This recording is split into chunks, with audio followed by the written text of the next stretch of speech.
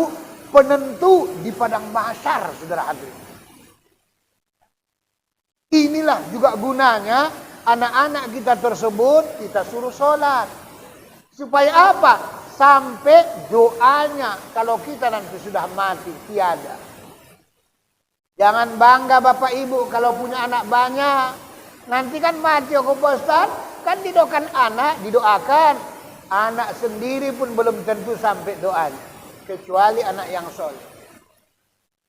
Ini sangat berbahaya saudara hadirin.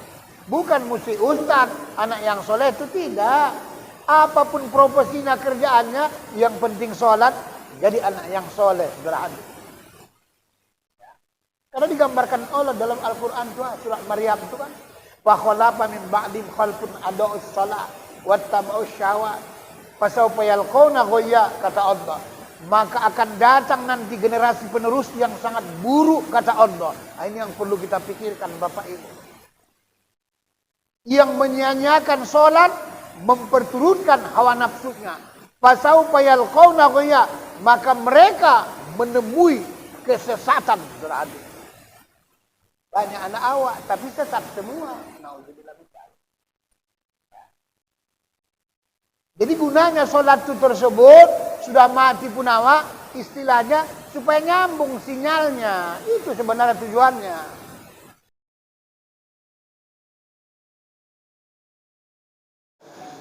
A'udzu billahi minasyaitonir rajim. Bismillahirrahmanirrahim. Sungguh tinggi terbangnya si burung malam, jatuh di tanah, di sawah darat. Kalau Bapak Ibu mau menjawab salam, saya doakan selamat dunia akhirat. Terbangnya tinggi si burung balam, burung merpati terbangnya di atas kali. Kalau ibu-ibu enggak mau jawab salam, saya doakan suaminya cepat kawin lagi. Assalamualaikum warahmatullahi wabarakatuh.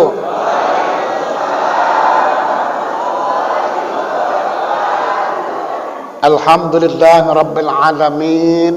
Supaya jangan salah ia menyembah Tuhannya yang lain, ia buat patungnya, saudara hadirin. Pas 99,9% pas dia sembah tersebut. Kita karena nggak kenal, menerawang-nerawanglah pikiran hati awak kemana-mana. Ya, jangankan sholat, ngaji pun kadang-kadang bisa. Ngaji kadang-kadang tak kemana-mana pikirannya. Gini gedenya awak begini duduk, ada yang tak nampak. Hah? Yang mana Ustaz tuh? Nah, ada yang kayak sariawan bibirnya. Yang mana Ustaz? Nah, gini gedenya saudara hadirin. Dan pagi ini sengaja saya pakai merah putih supaya lebih cerah, saudara hadirin. Supaya lebih cerah, saudara hadirin. Ya. Nah inilah pada waktu yang lalu kesimpulan memahami syahadat. Nanti seterusnya kalau sudah kita belajar hakikat insan, siap dulu kaji kita rukun Islam yang 5. Baru nanti belajar tersebut ihsan. Supaya kenal betul siapa Tuhan itu yang sebenarnya. Tujuannya nanti Bapak Ibu supaya pulang kita dikasih tahunya, kabar-kabari kamu mau pulang tuh. Ya, apa iya Pak? Demi Allah. Nanti dikasih tahu mau pulang. Karena ajal tuh yang nggak tahu kapan, kalau tanda-tandanya sudah ada. Nah, inilah seperti saudara kita tadi Ustadz kan, itu salah satu tanda itu. Saya tanya tadi, umurnya berapa Pak Ustadz? Belum sampai 40. Udah sesak napas karena sakit paru-paru. Sangat berbahaya, ya kita doakanlah. Kata Ustadz Hendro, dibutuhkan sekali duit. Sebenarnya kalau duit nggak usah sakit pun butuh aja itu. Butuh aja. Iya. Apalagi zaman sekarang, semua naik, segala macam naik. Dompet di mana-mana banyak, sudah stroke, saudara hadirin. Banyak dompet di mana-mana sekarang stroke, saudara hadirin. Ya. Ya, termasuk panitia ini kita mungkin agak stroke dompetnya, saudara hadir. Ya biasa nasi gurih. Berubah dia ya. Bapak Ibu hadirin yang dimuliakan Allah. Hari ini ya, panitia jangan lupa tehnya kemari ya, tolong ambil. Iya tolong ya kan. Hari ini kita bahas, lanjutkan kajian kita memahami rukun Islam yang kedua, mendirikan sholat. Supaya tahu kita Pak Bu, selama ini perasaan kita sholat kita itu udah paling bagus. Seperti orang sekolah, perasaan awak sekolah sudah kelas 6. Nggak taunya kelas 2. Itu pun percobaan, saudara hadirin. Maka beruntunglah Bapak Ibu, sampai sekarang belum mati kita, saudara hadirin. Supaya tuntas kajian tuh. Bagi orang sholat kemarin saya sampaikan, manalah mungkin sholat namanya. Ada yang rajin sholat, tapi jalan-jalan hatinya. Ada yang hatinya sholat, tapi jalan-jalan badannya, kesingnya, jasadnya. Ini sama aja yang sebenarnya. Ya. Untuk apalah kita sholat? Memang kalau sholat badannya, sholat kesingnya, sholat jasadnya, walaupun tak sholat hatinya, dipandang manusia bagus. Tapi dipandang Allah tidak. Orang belum sholat dia yang sebenarnya. Ada yang sholat hatinya, tapi jasadnya tak sholat. Dilihat manusia kurang bagus. Kata Allah harus dua-dua. Surat Ali Imran tersebut, duribat alaihimuz zillatu ainama sukifu illa bihablum minallah wa hablum minas.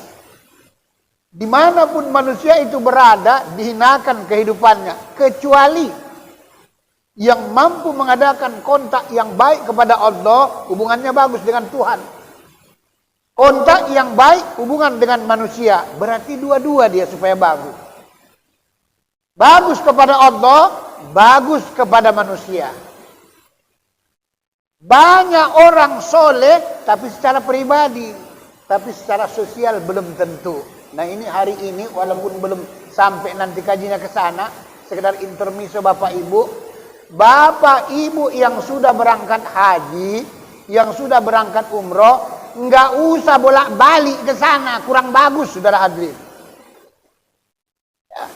Yang bagus tuh kalau banyak duit awak, berangkatkan haji umroh saudara kita, itu yang bagus. Ya. Berangkatkan saudara kita haji, berangkatkan saudara kita umroh, pahalanya sama dengan wajib. Kenapa Pak Ustadz? Kesana menciptakan diri kita soleh secara pribadi. Tapi kalau bisa, ciptakanlah diri kita setelah soleh secara pribadi, soleh secara sosial. Ini yang bagus. Coba berani enggak 30 juta? Coba kasih saudara kita.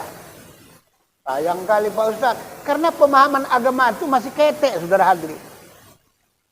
Kalau tidak, di depan kita atau di tempat kita ada masjid yang lagi dibangun. Sumbangkan ke situ 30 juta. Lebih banyak pahalanya ketimbang ke sana lagi. Kita 2-3 kali, saudara hadirin. Tapi belum semua orang sampai ke sana. Pemahaman agamanya. Asik dia saja yang mau bolak-balik. Malaikat pun saya bilang muak nengok awak, saudara hadirin. Nah ini dirubah pemahaman tuh. Sholat ini pun Pak Bu, beginilah kebanyakan kita. Makanya kadang-kadang gampang. Dulu pertama-tama ngaji saya bilang tersebut, banyak orang belajar tasawuf ini Pak Bu, itu didoktrin oleh orang-orang Yahudi zaman-zaman dulu, saudara hadir. Jangan kau belajar ilmu tasawuf, nanti hidupmu melarat, satu doktrinnya. Jangan kau belajar ilmu tasawuf, nanti kau jadi orang gila, bahaya. Ini doktrin. Supaya apa? Supaya setiap umat Islam, satu akidahnya dangkal, tidak sampai ke dalam. Yang kedua, ibadah dan akhlaknya supaya tidak sempurna, mudah dikotak-katik orang-orang kafir itu awak, saudara hadir. Itulah sebabnya ini tahun-tahun politik. Saling buruk-memburukkan tak boleh, saling jelek-menjelekkan tak boleh. Semua calon-calon kita pemimpin itu orang-orang yang baik. Tapi pasti ada yang terbaik, saudara hadir. Makanya pilihlah pemimpin itu yang takut sama Tuhannya. Jangan memilih pemimpin yang takut sama tuannya. Kalau pemimpin yang kita pilih takut sama Tuhannya, insya Allah akan berbuat adil dan amanah. Tapi kalau kita pilih pemimpin yang takut sama tuannya, pasti tidak bisa berbuat apa-apa. Pasti akan dikendalikan. Kenapa? Ya sesuai dengan tuannya. Tak ada ubahnya mobil-mobil yang pakai remote control tuh. Ya kemana maunya, mau ke barat, mau kemana, suka hati dia. Ini bukan saya kampanye. Tapi mengingatkan saudara hadirin. Ya. Jadi di sini pun kalau ada di tempat kita yang mau dipilih orang baik, ya itulah pilih. Ngapain lagi yang lain-lain? Kayak pepatah orang Melayu. Kalau jalan-jalan ke Bajak Sukarame, di sana banyak orang jual cendawan. Marilah kita semua pilih rame-rame, jadikan Pak Arif sebagai anggota dewan. Setuju kan? Setujulah. Kalau ada pula Pak Arif, ngapain lagi yang lain? Ya. Sungguh indah kota Kesawan, tempat mengikat janji dengan kawan-kawan. Kalau Pak Arif sudah jadi anggota dewan, insya Allah semoga semakin dermawan. Supaya nggak payah acara kita ini. Ya, nah, cuman perlu saya ingatkan sama Pak Arif, ya. Kalau Pak Arif sebagai anggota dewan atau sudah anggota dewan, jangan suka buang-buang teri. Kalau Pak Arif memang sudah orang yang dermawan, jangan pula suka ganti-ganti istri. Bahaya juga ya kan. Yang ingatkan namanya usaha ya kan. Iya.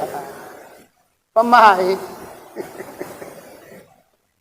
Nah ini Bapak Ibu hadirin yang dimuliakan Allah. Karena memang harus kita ingatkan. Allahu Akbar. Kebetulan kemarin sore nampak pula ketemu. Allahu Akbar.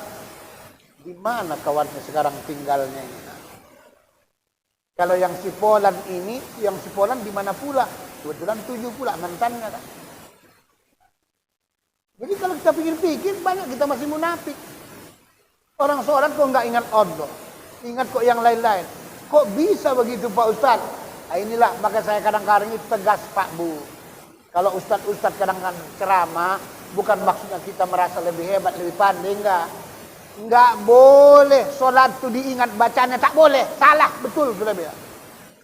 Masa diingat bacaan sholat, kan yang enggak aja. Sedangkan Ka'bah aja tidak boleh diingat sholat. Orang benda. Arti bacaannya aja pun nggak boleh.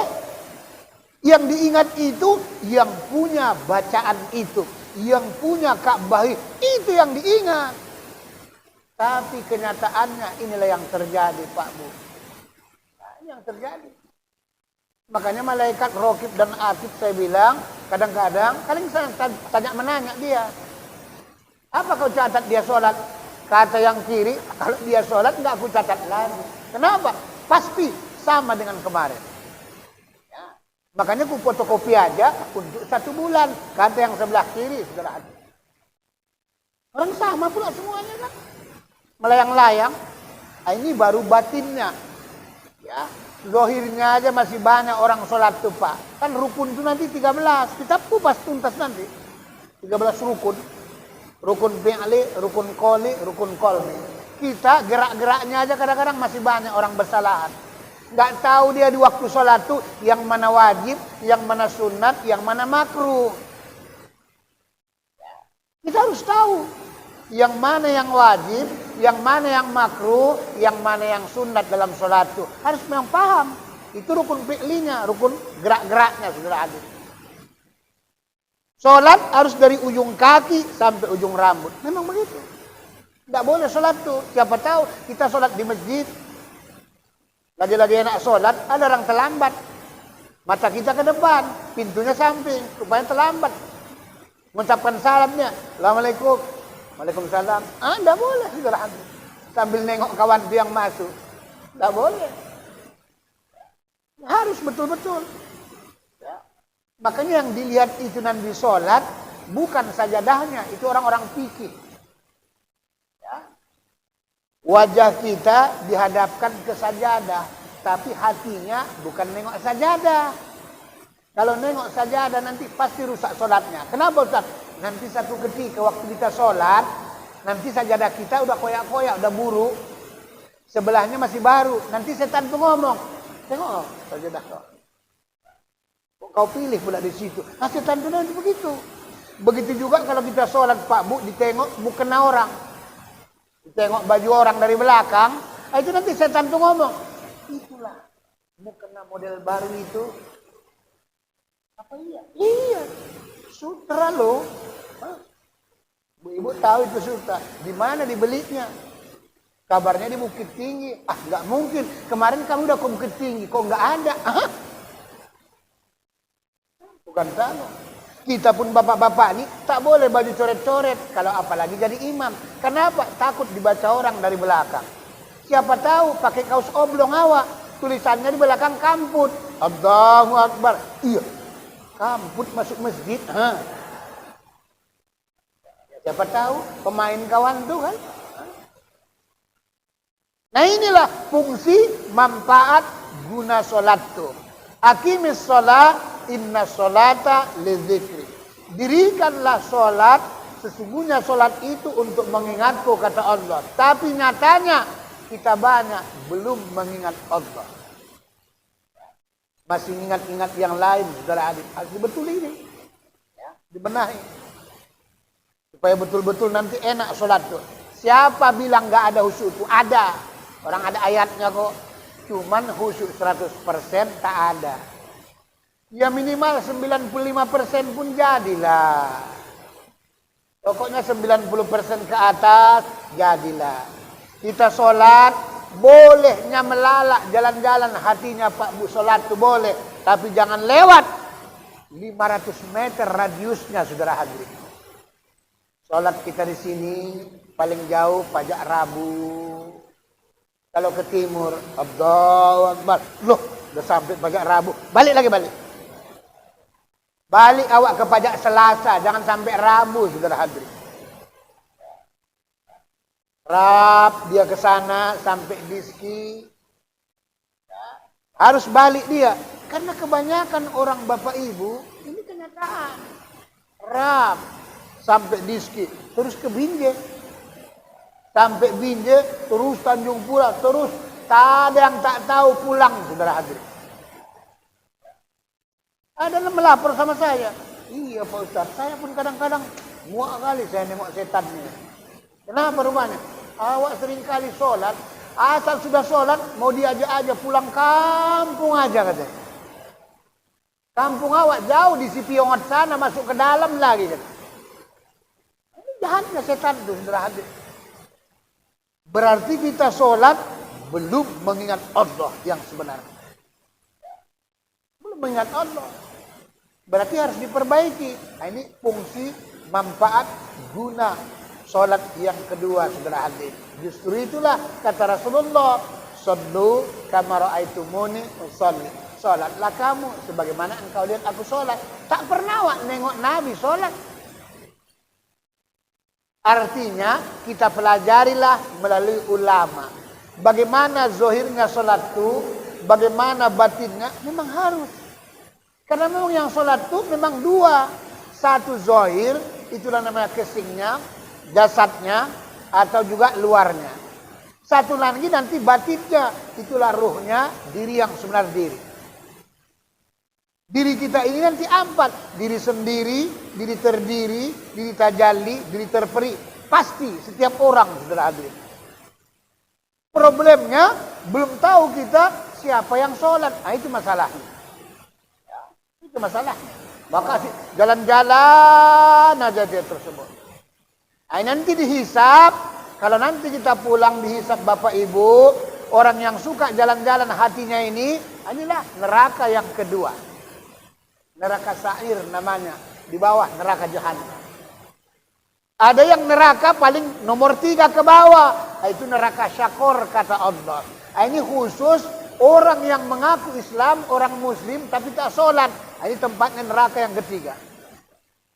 Ngeri Pak Ustaz, memang iya. Tambah ke bawah tambah parah. Nah, cuman untungnya kalau di neraka sakor, neraka yang paling tingkat 3 ke bawah, untungnya nanti banyak jumpa bintang-bintang film Hollywood, saudara hadirin. John Lennon jumpa, John Deere jumpa, ya. Segala macam John jumpa, John T jumpa, saudara hadirin. Banyak orang sholat, termasuklah nanti siapa jumpa di neraka syakor itu, saudara hadirin. Maka sudah diingatkan Allah dalam Al-Quran itu, diingatkannya kita. Nanti bakal ngomong siapa di dalam neraka syakor itu untuk orang-orang muslim yang sudah hidup dulu di dunia. Hayya. Lu kan orang Islam. Iya. Kata siapa dalam neraka syakor itu. Hayya. Lu tiap kali mengaji. Apa yang menyebabkan lu masuk sini? Kata siapa, saudara hadirin, sama kita orang muslim. Lam nakum minal musallin. Masalah kakum bisakor. Apa yang menyebabkan lu masuk ke neraka sakor ini? Kata dia.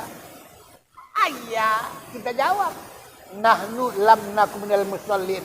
Kami dulu di dunia enggak pernah sholat. Maka kita tidak bahas ya orang enggak sholat. Kita bahas kalau orang enggak sholat. Yang kita bahas itu orang yang sholat tapi masih lalai.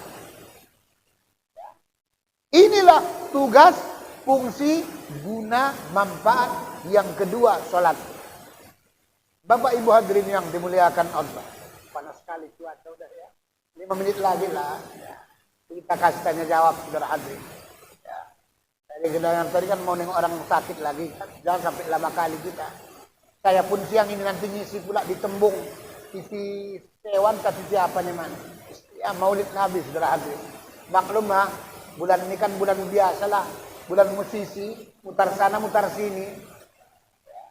Namanya juga usaha, ya. Ya, namanya usaha, saudara hadirin. Fungsi guna yang ketiga kata baginda Rasulullah salatu, sebagaimana hadis yang sahih. Awwalu ma yuhasibu bil abadu yaumal qiyamatu salatu. Awal mula pertama nanti yang dihisap Bapak Ibu, kata Nabi, seluruh amal ibadah di padang mahsyar salat. Fa in saduhat sa'iru amali.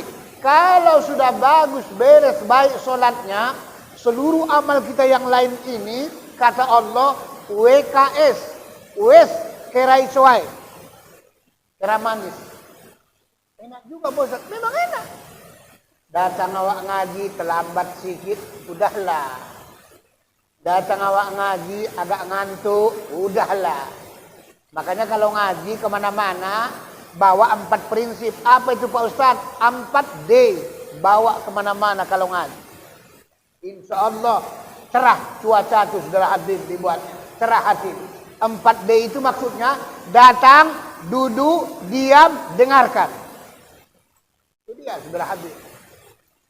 Saya sudah datang Pak Ustadz, sudah duduk, sudah diam, sudah dengarkan. Cuman dengarkan ini sampai mantuk-mantuk dia dengarkannya. Awak pikir betul dengarkan, rupanya astuti, asal tunduk tidur.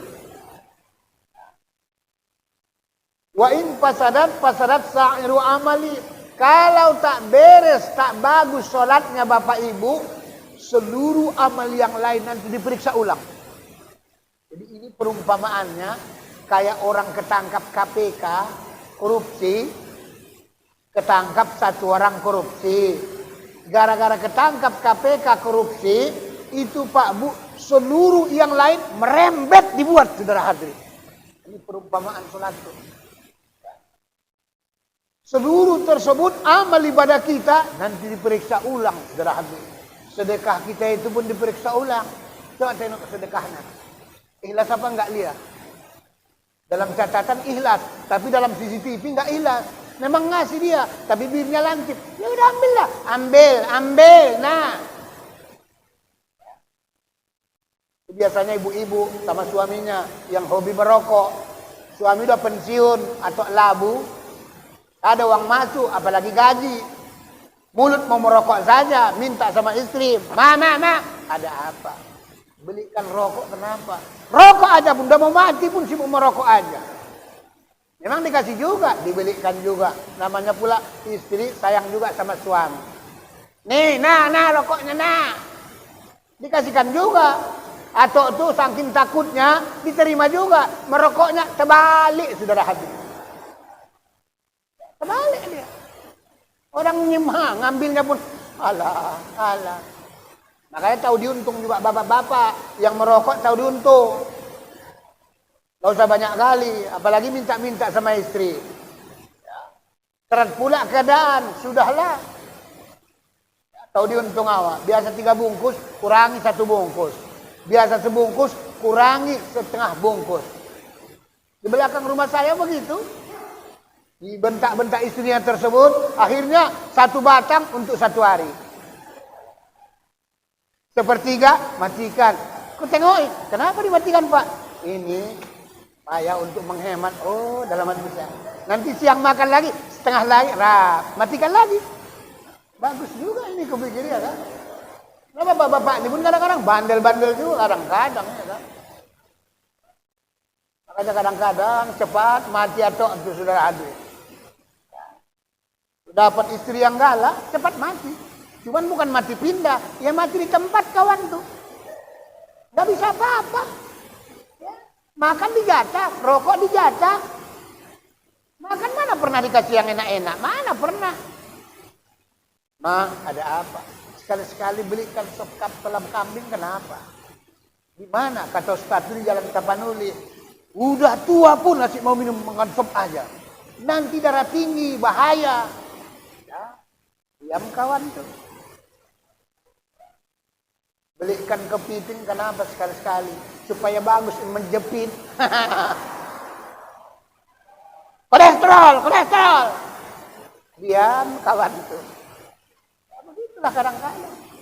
Memang dikasih makan juga. Banyak-banyak dikasih makan. Tambuhannya apa? Tapi genjer, kangkung terong. Berapa lah tenaganya? Diajaklah ngaji, dibawa ngaji. Makanya banyak. Kayak genjer kangkung terong, ya banyak. Alah Ustaz. Nanti ditanya sampai rumah, apakah Ustaz itu tadi? Yang ingat dia, genjer kangkung terong. Nah ini Bapak Ibu, berarti luar biasa hebatnya fungsi sholat. Awwalu ma yuhasabu bihil abdu yaumal qiyamati sholat. Awal mula pertama nanti yang dihisap amal ibadah seorang di padang mahsyar kata Nabi, sholat. Fa'in soluhat sa'aru amali. Kalau beres bagus sholatnya, seluruh amal kita yang lain Pak Bu dikira baik dia. Wa in fasadat sa'aru. Tapi kalau tak beres, ini sangat berbahaya saudara hadir. Berarti sholat ini Pak Bu penentu di padang mahsyar saudara hadir. Inilah juga gunanya anak-anak kita tersebut kita suruh sholat. Supaya apa? Sampai doanya kalau kita nanti sudah mati tiada. Jangan bangga Bapak Ibu kalau punya anak banyak. Nanti kan mati aku Ustaz, kan didoakan anak, didoakan. Anak sendiri pun belum tentu sampai doanya. Kecuali anak yang soleh. Ini sangat berbahaya saudara hadir. Bukan mesti Ustaz, anak yang soleh itu tidak. Apapun profesinya kerjaannya, yang penting sholat. Jadi anak yang soleh, saudara hadir. Karena digambarkan Allah dalam Al-Quran itu, surat Maryam itu kan. Fakhalafa min ba'dim khalfun ada'us salat wattaba'us syahwat fasawfa yalqawna ghayya, kata Allah. Maka akan datang nanti generasi penerus yang sangat buruk, kata Allah. Nah, ini yang perlu kita pikirkan Bapak Ibu. Yang menyia-nyiakan sholat, memperturutkan hawa nafsunya. Fasawfa yalqawna ghayya, maka mereka menemui kesesatan berarti. Banyak anak awak tapi sesat semua. Jadi gunanya sholat itu tersebut sudah mati pun awak istilahnya supaya nyambung sinyalnya. Itu sebenarnya tujuannya. Cobalah kita tersebut punya HP. Kita mau kirim WA ke teman kita, tapi kawan kita nggak ada paketnya, mana nyampe? Atau juga Yang ngirim tak ada paketnya. Kok nggak nyampe-nyampe ya? Kau ada paketnya enggak? Enggak. Ya udah ya nggak nyampe. Maka zaman-zaman dulu, kalau kita riset lebih dalam Bapak Ibu, dulu kan tak ada telepon, apalagi handphone, apalagi pager dan berbagai macam. Mana ada dulu. Tapi di sini kawan itu satu, di tempat jauh satu, bisa komunikasi batinnya saudara adik. Sholat dia 2 rakaat, zikir dia tersebut, dia bisa nampak ke sana. Yang sana pun bisa nampak. Misalnya, di mana kita ngaji nanti? Di tempat Cipolan, sama-sama berangkat saudara hadir. Ini orang-orang dulu. Bukan kamu hebatnya. Pergi merantau saudaranya, sudah lama nggak jumpa-jumpa, cukup ambil air putih, taruhkan di gelas atau di mangkok. Sholat 2 rakaat, zikir, nampak di mana kawan tuh. Inilah sekarang yang dibuat video call tuh dimodernkan saudara hadir. Zaman dulu seperti itu. Berarti hebat sholat. Memang hebat sholat tuh. Problemnya sholat kita yang belum sampai ke sana. Kita nampak juga dia, cuman beda nampaknya. Nampak Brastagi, nampak Bukit Lawang, itu yang nampak. Nah, ini yang bahaya saudara hadir. Yang nampaknya, yang kelihatannya beda. Nah inilah fungsi, guna, manfaat sholat itu yang ketiga. Menentukan seluruh amal ibadah kita Bapak Ibu. Jadi harus kita perbaiki ini. Supaya betul-betul dari ujung kaki sampai ujung rambut, sholat zahir dan batin saudara hadirin. Kita ini secara global kan ada 2. Yang di luar namanya tersebut casing atau jasad. Nanti dari tasawuf dikupas itu. Jasad ini terdiri kata Allah tanah, air, angin, api. Tanah itu dirubah Allah dalam diri kita. Itulah jadi daging. Makanya kalau kebanyakan daging terjadi GP. Gede pinggang, gede pipi, gede perut. Pokoknya segala-galanya gede saudara hadirin. Tapi kalau kurang daging di dalam tubuh kita, inilah tinggal tulang sama kulit. Pantang gerak, rek, ruk. Pantang gerak, bunyi saudara hadirin. Berarti hebat, memang hebat. Jadi yang sholat itu harus 2-2. Luarnya tersebut, syariatnya, sebagaimana kata Nabi. Bagaimana rukun-rukunnya, takbirnya seperti apa. Tidak boleh takbir itu. Perhatikanlah Bapak Ibu. Banyak orang takbir tangannya aja begini. Tidak boleh. Allah. Ini tidak sunnah Nabi. Apalagi Allah. Wah, lebih hebat lagi. Gawat betul ya kan. Sunnah Nabi harus seperti ini. Artinya menyerah. Setentang telinga. Allah. Memang begitu. Kalau perempuan di sininya. Itu baru takbir. Banyak orang menyalah. Karena ini tidak hilafiah. Kalau hilafiah itu yang di tangan. Taruhkan tangan. Arti dada itu. Imam Hanafi seperti ini. Imam Syafi'i seperti ini. Imam Maliki enggak dilipat. Diluruskan aja dia. Kalau Imam Ahmad Ibnu Hambali di atas pusatnya. Macam mau jatuh kawan tuh. Ya boleh-boleh saja. Karena itu hilafiah. Yang tak boleh itu jangan sampai Allahu Akbar. Jadi mau apa? Itu yang tak boleh. Ini harus dibetulkan. Ucapannya nanti harus benar. Rukun qauli namanya. Tidak boleh salah. Makanya baca itu harus pelan-pelan. Subhana rabbiyal a'la wa bihamdi. Subhana rabbiyal a'la. Enggak boleh. Subhanallah. Subhanallah. Malaikat pun ada apa? Ada apa? Bingung kawan tuh. Ya kaget kawan tuh kan. Kita pun biar bagaimana Pak Bu kalau terburu-buru baca Subhana Rabbiyal Azim itu kayak salat tarawih, ngebutnya minta ampun, larinya tancap, subhanallah. Enggak jelas kadang-kadang, ngajemi, enggak jelas lagi. Ini tangan tak boleh goyang-goyang, enggak boleh. Banyak orang tak sadar terutama laki-laki. Sami Allahu liman hamida, Rabbana walakal hamdu. Enggak boleh dia. Apalagi biasa kita main ronggeng. Sami Allahu liman hamina Rabbana lebih parah lagi.